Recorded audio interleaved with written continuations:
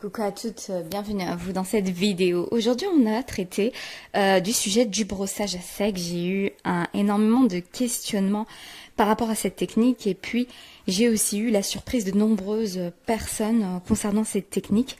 Et donc hier soir, avec l'inspiration, j'ai réalisé un article en regroupant toutes mes recherches sur le sujet.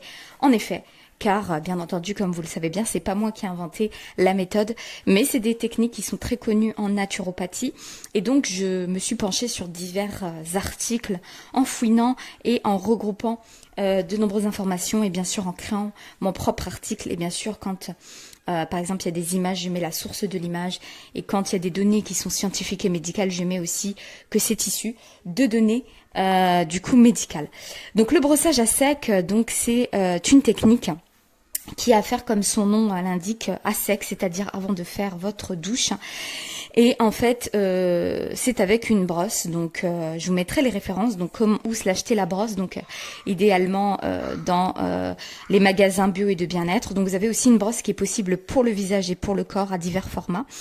Et c'est aussi appelé le brossage lymphatique parce que ça va vraiment stimuler le système lymphatique et ça va faire aussi une action de drainage lymphatique. Donc les fonctions de la lymphe, c'est vraiment l'élimination des déchets et aussi tout ce qui est système immunitaire, etc. Donc lors d'une pandémie, c'est très bien de se faire du brossage à sec pour booster donc son système lymphatique et de ce fait aider aussi à déloger les déchets. Pourquoi? Parce que la peau est un émonctoire, une porte de sortie et que donc du coup le brossage à sec serait très très intéressant lors d'une cure détox pour aider à déloger donc les déchets par la peau. Et de ce fait aussi, du coup, d'aider à faire ce travail-là, notamment lors des crises curatives. Et même au-delà de cela, il n'y a pas besoin de faire cela pendant, du coup, une cure détox. Et vous pouvez faire aussi ce brossage à sec comme bon vous semble. Les moments où faire le brossage à sec, j'ai eu ces questions-là et je les ai regroupées pour faire cet article. Donc le matin au réveil, c'est une très bonne chose avant votre douche. Ou alors le soir avant de vous coucher aussi, ça va vous faire du bien. Vous n'êtes pas obligé de le faire tous les jours, le brossage à sec, c'est vraiment quand ça vous chante. Il n'y a pas réellement de contre-indication tous les jours, sauf si bien sûr vous rentrez dans les contre-indications, donc hyperthyroïdie, tuberculose, tumeur et d'autres contre-indications. Lisez bien en fait en dessous l'article et confirmez bien ces conseils avec votre médecin traitant, votre pharmacien. Vous avez une pathologie, vous êtes enceinte, être enceinte n'est pas une contre-indication absolue, cependant il est préférable de demander à votre gynécologue. Donc les femmes enceintes, vous avez normalement des contre-indications qui sont très générales et il faudra toujours confirmer car votre état est quand même vulnérable. Vous allez vraiment ressentir tous les bienfaits, donc lisez bien les contre-indications pour savoir si vous rentrez pas dedans. Et donc dès à présent, achetez votre brosse. Je vous mets en lien en barre d'infos des idées de brosse où vous les achetez. Et puis bien sûr, si vous avez d'autres questions, n'hésitez pas. Sinon aussi, j'ai eu une question assez pertinente et intéressante pour les enfants. Est-ce qu'on peut leur faire un brossage à sec? Alors pour les enfants, il faut être vigilant quand même, mais on peut leur faire un brossage à sec, pas forcément tous les jours, mais ça dépend à quel âge il a. Et puis aussi, s'il a des contre-indications, confirmez donc très bien avec votre médecin, mais ça peut stimuler son système immunitaire, mais il ne faut pas qu'il ait de maladie ou quelque chose de spécifique, voilà, un enfant qui a un cas particulier, toujours confirmé.